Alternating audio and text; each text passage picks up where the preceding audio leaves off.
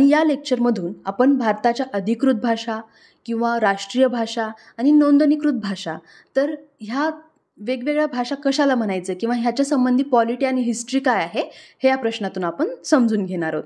तर हा प्रश्न काय आधी बघू. कोणत्या वर्षी हिंदी ही भारताची अधिकृत भाषा म्हणून स्वीकारण्यात आली आहे? आता हा प्रश्न का घेतलाय तर रिसेंटली 14 सप्टेंबरला आपण हिंदी दिवस सेलिब्रेट केलेला आहे, म्हणून हा प्रश्न इथं टाकलेला आहे मी. तर या प्रश्नाचा आन्सर आहे बघा दुसरा पर्याय, 1949ला आपण हिंदी ही अधिकृत भाषा म्हणून स्वीकारली आहे. आता 14 सप्टेंबरलाच का बरं हिंदी दिवस? तर ह्याचं एक कारण आहे, ते म्हणजे भारतामध्ये 14 सप्टेंबर 1949ला आपण संविधान सभेने भारतीय संघराज्याची अधिकृत भाषा म्हणून हिंदी भाषेला मान्यता दिली होती आणि त्यामुळं 14 सप्टेंबरला आपण हिंदी दिवस सेलिब्रेट करतो. आता हे झालं 1949ला. पण आपला भारत जेव्हा प्रजासत्ताक झाला म्हणजे 26 जानेवारी 1950ला, तर तेव्हा भारतीय राज्यघटनेने सुद्धा हिंदी भाषेला मान्यता दिली. आता यानुसार बघा एक इथं कलम आपल्याला एक्झाम पॉईंट ऑफ व्ह्यू लक्षात ठेवायचं आहे, ते म्हणजे आहे आपल्या भारतीय राज्यघटनेचं कलम 343. काय सांगितलेलं आहे ह्या कलमामध्ये? तर देवनागरी लिपीत लिहिलेली हिंदी ही अधिकृत भाषा म्हणून या कलमानुसार आपण स्वीकारलेली आहे. कोणतं कलम? तर कलम 343. त्यानंतर पुढे जाऊन 1953मध्ये आपण पहिला हिंदी दिवस हा 14 सप्टेंबरला सेलिब्रेट केला होता. आता हे कसं काय झालं? तर राष्ट्रीय भाषा प्रचार समिती वर्धा यांच्या विनंतीवरून 1953 पासून संपूर्ण भारतात हिंदी दिवस हा आपण साजरा करत असतो. पहिला दिवस 1953मध्ये सेलिब्रेट केला होता. लक्षात ठेवा, हिंदी ही जगातली 5 सर्वाधिक बोलल्या जाणाऱ्या भाषांपैकी एक आहे आणि आपल्या भारतात सुद्धा हिंदी ही खूप मोठ्या प्रमाणावरती बोलली जाते. पण असं असलं तरीसुद्धा हिंदी ही आपल्या भारताची राष्ट्रीय भाषा नाही आहे. आता राष्ट्रीय भाषा काय, अधिकृत भाषा काय, नोंदणीकृत भाषा काय, तर हे एक एक करून आपण समजून घेऊ. तर पहिल्यांदा राष्ट्रीय भाषा काय हे समजून घ्या. राष्ट्रीय भाषा म्हणजे काय असतं की जे युरोपमधले वगैरे जे छोटे छोटे देश आहेत, तर तिथं देशातले सगळे लोक जेव्हा एकच भाषा बोलतात, तर त्या देशातलं सरकार हे त्या भाषेला राष्ट्रीय भाषेचा दर्जा देतं किंवा त्या देशाचं संविधान हे एखाद्या भाषेला राष्ट्रीय भाषेचा दर्जा देतं. पण आपल्या केसमध्ये असं आहे का? तर नाही. कारण आपल्या भारताच्या नॉर्थकडं हिंदी बहुभाषिक लोक आहेत, पण साऊथकडं जर आपण गेलो तर साऊथच्या लोकांना हिंदी अजिबात येत नाही. त्यांनी त्यांच्या लँग्वेजेस चांगल्या जपलेल्या आहेत. नॉर्थ ईस्टकडं गेलो आपण तरीसुद्धा त्यांना हिंदी जास्त येत नाही आणि त्यांच्या ज्या स्वतःच्या भाषा आहेत तर तेच ते लोक बोलतात. याच्यामुळं जर आपण हिंदी या भाषेला राष्ट्रीय भाषेचा जर दर्जा दिला तर मग ह्या बाकीच्या लोकांचं काय? त्यामुळं आपल्या संविधानानुसार भारताची कोणतीही राष्ट्रभाषा म्हणजेच नॅशनल लँग्वेज नाही आहे. पण हिंदी आणि इंग्रजी या दोन्ही भाषा भारताच्या अधिकृत भाषा म्हणजेच ऑफिशियल लँग्वेजेस मानल्या जातात. आता ऑफिशियल लँग्वेजेस काय असतं? तर आपल्या भारत सरकारचा जो व्यवहार असतो किंवा जे ऑफिसेसचं कामकाज चालतं, तर हे हिंदी किंवा इंग्लिश या भाषेमध्ये चालतं. जे GR वगैरे निघतात मोस्ट ऑफ द टाईम, तर हे हिंदी किंवा इंग्लिश याच भाषेमधून निघतात, म्हणून याला ऑफिशियल लँग्वेजेस असं म्हणतात. आय होप की तुम्हाला आता नॅशनल लँग्वेज आणि ऑफिशियल लँग्वेज समजलं असेल. आता नोंदणीकृत भाषा काय आहेत? तर आपल्या भारतीय संविधानाच्या 8व्या अनुसूचीमध्ये जेव्हा आपला भारत स्वातंत्र्य झाला तर तेव्हा 14 भाषांचा संविधानामध्ये समावेश करण्यात आला होता, तर त्याला नोंदणीकृत भाषा असं म्हणतात. पण सध्या एकूण 22 नोंदणीकृत भाषा आहेत ज्यांचा समावेश आपल्या भारतीय संविधानाच्या 8व्या अनुसूचीमध्ये करण्यात आलेला आहे. त्या भाषा कोणत्या हे मी पुढे सांगणारच आहे. पण बघा, हे झालं आपल्या भारताला स्वातंत्र्य मिळाल्यानंतर. पण तेव्हा कोणत्या ऑफिशियल लँग्वेज होत्या की जेव्हा ब्रिटिश आपल्यावरती राज करायचे? तर हे सुद्धा एक्झाममध्ये विचारलं जाऊ शकतं. बघा, हा मुद्दा नोट डाऊन करा की ब्रिटिशकालीन भारताच्या ज्या अधिकृत भाषा होत्या तर त्या होत्या इंग्रजी, उर्दू आणि हिंदी. तर या 3 ज्या भाषा आहेत तर या अधिकृत भाषा होत्या ब्रिटिशकालीन भारताच्या आपल्या.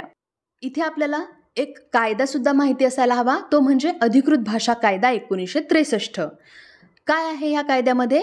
तर भारतीय संघराज्याच्या कार्यप्रणालीसाठी किंवा विशिष्ट हेतूसाठी वापरल्या जाणाऱ्या भाषा या कायद्यामध्ये दिलेल्या आहेत.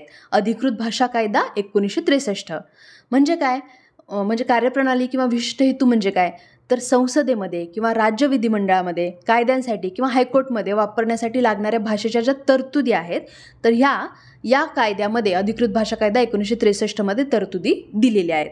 आणि मी आत्ताच सांगितलं आहे की भारतात कोणतीही राष्ट्रभाषा नाही. हा मुद्दासुद्धा आपल्याला कन्फ्युजन करण्यासाठी म्हणून आयोग विचारू शकतो.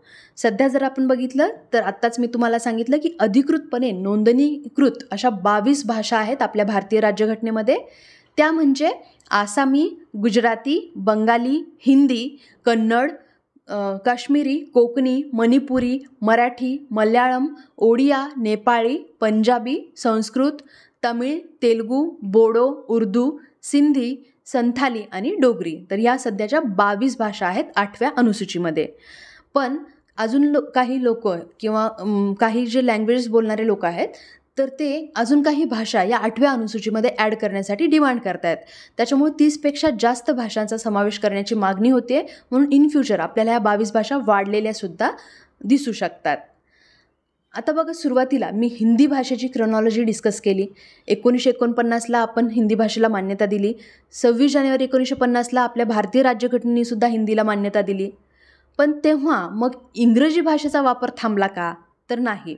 जेव्हा आपली भारताची राज्यघटना लागू झाली तेव्हा भारतीय संसदेला इंग्रजीचा वापर सुरू ठेवण्याची परवानगी होती. पण पुढे जाऊन काय झालं की केंद्र सरकारने 1964मध्ये हिंदीला अधिकृत भाषा बनवण्यासाठी काही प्रयत्न केले किंवा निर्णय घेतला. त्याच्यामुळं काय झालं तर तेव्हाच्या गव्हर्नमेंटला जे गैर हिंदी भाषिक लोक होते, जसं की साऊथकडचे वगैरे, तर या लोकांनी खूप विरोध केला आणि त्याच्यामुळं हिंदी आणि इंग्रजी या दोन्ही भाषांना देशाची अधिकृत भाषा बनवण्यात आली 1964मध्ये. ठीक आहे. आता राष्ट्रभाषा जी काय आहे तर हे आपण समजून घेतलं. राष्ट्रभाषा लागू करण्यामागं सरकारची भूमिका काय आहे तर हे पण थोडक्यात समजून घेऊ आपण. तर बघा, आपल्या भारताच्या सरकारने नेहमीच हिंदी ही भारताची राष्ट्रभाषा असल्याचा पुनरुच्चार केलेला आहे. पण आपल्या संविधानामध्ये हिंदी ही राष्ट्रभाषा आहे असं कुठेही मेन्शन केलेलं नाही आहे. बऱ्याच जे प्रोग्राम फंक्शन वगैरे जे होतात ना तर तेव्हा सरकारी संस्थांनी हिंदीला राष्ट्रभाषा म्हणून घोषित केलेलं आहे. एवढंच काय तर 2017मध्ये आपले तेव्हाचे उपराष्ट्रपती व्यंकय्या नायडू यांनी एका सार्वजनिक कार्यक्रमामध्ये त्यांच्या भाषणामध्ये हिंदीला राष्ट्रभाषा म्हणून सुद्धा संबोधित केलेलं आहे. पण राष्ट्रभाषा आणि राजभाषा याबाबत अजूनसुद्धा आपल्यासारखे बरेच लोक हे कन्फ्यूज होतात, कारण ही डिक्लेअर केलेली लँग्वेज नाही आहे. ओके. तर राष्ट्रभाषा काय असते हे मी तुम्हाला आत्ताच सांगितलं की जेव्हा एखाद्या देशातले सगळे लोक एकच भाषा बोलतात तर त्या भाषेला तो देश राष्ट्रभाषा म्हणून घोषित करू शकतो. पण आपल्या भारताच्या केसमध्ये असं होत नाही.